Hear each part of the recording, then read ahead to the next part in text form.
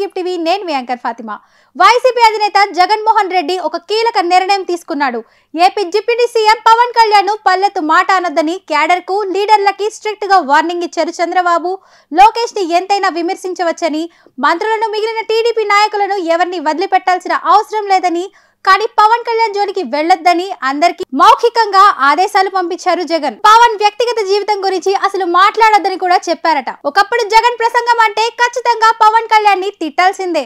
ముఖ్యంగా పవన్ 3 పెళ్లిళ్ల గురించి విమర్శించకుండా ఏనాడు జగన్ ప్రసంగం ముగిసేది కాదు. కార్లు మార్చినట్టు పెళ్లాలని మారుస్తాడని, దత్తపుత్రుడిని, ప్యాకేజీ స్టార్ అని ఇలా ఒకటి కాదు, చంద్రబాబు కన్నా పవన్ కళ్యాణ్ ని జగన్ ఎక్కువగా ఆడిపోసుకునేవారు. పవన్ కళ్యాణ్ వ్యక్తిత్వాన్ని ఎంతగా డ్యామేజ్ చేయాలో అంతా డ్యామేజ్ చేశారు జగన్. దీనికి ప్రధాన కారణం పవన్ కళ్యాణ్ వల్లే టీడీపీ గెలుస్తుందని, పవన్ ఓట్ బ్యాంకు టీడీపీ కలిసి వస్తుందని, పవన్ కనుక బీజేపీ టీడీపీలను కలుపుకొని వెళ్తే తనకు ముప్పు తప్పదని జగన్ 3 ఏళ్ల క్రితమే అంచనాకి వచ్చారు. అందుకే పవన్ ఎమోషన్ పై దారుణంగా దెబ్బ కొట్టాలని నిర్ణయించుకున్నారు. ప్రతిసారి పవన్ చంద్రబాబు దగ్గర పండగ మామూలు తెచ్చుకుంటాడని, కోట్లు దండుకున్నాడని, టీడీపీ వాళ్ళు పవన్ కి ప్యాకేజీ ఇస్తారని ఇలా ఒకటి కాదు నానా మాటలు అనేవారు. జగన్ తో పాటు వైసీపీలోని ముఖ్యమైన నేతలు అంతా పవన్ కళ్యాణ్ మాటలతో కుమ్మేసేవారు. ముఖ్యంగా రోజా, గుడివాడ నాని, పేర్ని నాని, అంబటి రాంబాబు, నెల్లూరు అనిల్ యాదవ్, జోగి రమేష్, గుడివాడ అమర్నాథ్ వీళ్ళంతా పవన్ కళ్యాణ్ పై విరుచుకుపడేవాళ్ళు. రోజా నోటికి అయితే అడ్డు అదుపు ఉండేది కాదు. పవన్ కళ్యాణ్ సినిమాల గురించి, భార్యలు, విడాకుల గురించి విపరీతంగా నోరు పారేసుకున్నారు రోజా. అంబటి రాంబాబు అయితే జనసేన అని ఎప్పుడు మాట్లాడతాడో అని ఎదురు చూసేవాడు.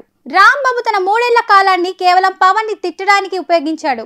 ఇక పేర్ని నాని అయితే చెప్పనక్కర్లేదు. కాపులను కాపుల చేత తిట్టించాలని అన్న జగన్ ఫార్ములానే అనుసరించి పవన్ కళ్యాణ్ తిట్టడానికి తన పూర్తి కాలాన్ని వినియోగించాడు.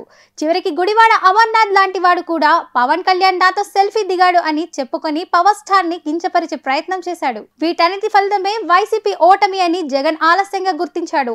1కి 10 సార్లు వైసీపీ నేతలు, ముఖ్యంగా కాపు నేతలు పవన్ కళ్యాణ్ ని బండ బూతులు తిడుతుంటే జనం సహించలేకపోయారు. ఈ అసెంబ్లీ, లోక్సభ ఎన్నికల్లో కాపుల ఓట్లు మొత్తం ఎన్డీఏ కూటమికి, ముఖ్యంగా జనసేనకి 100కి 100% పడటం వెనక ఏకైక కారణం వైసీపీ పవన్ కళ్యాణ్ పట్టుకుని తిట్టడమే. పవన్ కళ్యాణ్ అవినీతి పరుడు కాదు. గతంలో ఏ పదవులు చేయలేదు, కుంభకోణాలు చేయలేదు, ఎవరి డబ్బును తినలేదు, జీవితంలో 2 సార్లు విడాకులు తీసుకోవడం తప్ప ఇంకా ఏ మరక లేనివాడు. ఇదంతా జనానికి తెలుసు. అందుకే పవన్ కళ్యాణ్ పై వ్యక్తిగత ఆరోపణలు జనం పట్టించుకోలేదు. అయినా సరే వైసీపీ నేతలు పవన్ కళ్యాణ్ ని వదిలిపెట్టలేదు. మాటలతో చీల్చి చెండాడారు. దీంతో అతనికి విపరీతమైన సానుభూతి వచ్చింది. కాపు సామాజిక వర్గంలో పాటు యూత్ లోనూ పవన్ కళ్యాణ్ పై సానుభూతి పెరిగింది. పాడిందే పాట పాచిపల్ల దాసరి అన్నట్టుగా రోజు ఒకటి విషయంపై వైసీపీ వాళ్ళు పవన్ ని తిట్టి జన ఆగ్రహానికి గురయ్యారు. ఎన్నికలకు ముందే కొందరు వైసీపీ వాళ్ళు ఇది గుర్తించారు. ముఖ్యంగా పేర్ని నాని లాంటి వాళ్ళు ఎన్నికల ప్రచారానికి వెళ్ళినప్పుడు బందర్లో కాపు సామాజిక వర్గం పెద్దలు మొహం మీదే చెప్పేశారు, మీరు పవన్ కళ్యాణ్ ని తిట్టి అందరికీ దూరం అవుతున్నారు అని తెగేసి వివరించారు. ఇక తూర్పు పశ్చిమ గోదావరి జిల్లాలోని అయితే పవన్ మానియా మామూలుగా పనిచేయలేదు. అడ్రస్ లేని టీడీపీ నాయకులు కూడా పవన్ కళ్యాణ్ బ్యాంకు అనూహ్యమైన విజయాన్ని ఇచ్చింది. ఎన్నికలకు 15 రోజుల ముందు కడప నుంచి వచ్చి నామినేషన్ చేసిన ఏలూరు ఎంపీ మహేష్ యాదవ్ లాంటి అనామక టీడీపీ నాయకుడు కూడా పవన్ వేవ్ లో ఏకంగా ఎంపీ అయిపోయారు. ఇదంతా వైసీపీ నేతల కండకావరం, అహంకారం. వీటికి తోడు పవన్ కళ్యాణ్ పై వ్యక్తిగతంగా ఇష్టానుసారంగా మాట్లాడటం, ఈ డ్యామేజ్ మొత్తం ఆలస్యంగా గుర్తించాడు జగన్. దీనికి ప్రధాన కారణం మొన్నటి ఎన్నికల్లో పవన్ ఓట్ బ్యాంక్ ఏకంగా 18% పెరిగిపోవడంతో పాటు 110 నియోజకవర్గాల్లో టీడీపీ గెలుపుకి ప్రత్యక్షంగా పరోక్షంగా జనసేన, పవన్ కళ్యాణ్ అభిమానుల ఓట్లు కారణమయ్యాయి. ఇదంతా గమనించాక పవన్ కళ్యాణ్ ని గెలికి తాము దారుణంగా డ్యామేజ్ చేయమని జగన్ అవగాహనకు వచ్చారు. అందుకే నేతలకు, క్యాడర్ కు ఇంటర్నల్ గా ఆదేశాలు వెళ్లాయి. ప్రభుత్వ వైఫల్యాలను, చంద్రబాబుని, లోకేష్ ని ఎంత వీలైతే అంత విమర్శించాలి.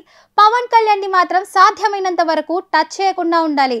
ఇది ఇప్పుడు వైసీపీ ఫార్ములా. గడిచిన 2 నెలలుగా జగన్ గాని, వైసీపీ పెద్ద నేతలు గాని ఎక్కడా పవన్ కళ్యాణ్ ని పన్నెత్తు మాట అనలేదు. పవన్ కళ్యాణ్ 1-2 సార్లు అసెంబ్లీలోనూ బయట జగన్ పై, వైసీపీపై, ఆర్థిక అరాచకంపై విమర్శలు చేసిన వాటి కూడా ఎక్కడ రియాక్ట్ కాలేదు వైసీపీ నేతలు. అనుభవం అయితే గాని తత్వం బోధపడదని పవన్ కళ్యాణ్ విషయంలో వైసీపీ తెలుసుకుంది. వ్యక్తిగత ఆరోపణలు, కుటుంబాల గురించి వెకిలి మాటలు, ఇవేవి జనం నవ్వుకోవడానికి మాట్లాడుకోవడానికి తప్ప ఓట్లు కురిపించడానికి కాదని జగన్ కి అర్థమైంది. అందుకే ఒకప్పుడు పవన్ కళ్యాణ్ పై మాటల తోటాలు సంధించే జగన్ బ్యాచ్ ఇప్పుడు మౌనంగా ఉంది.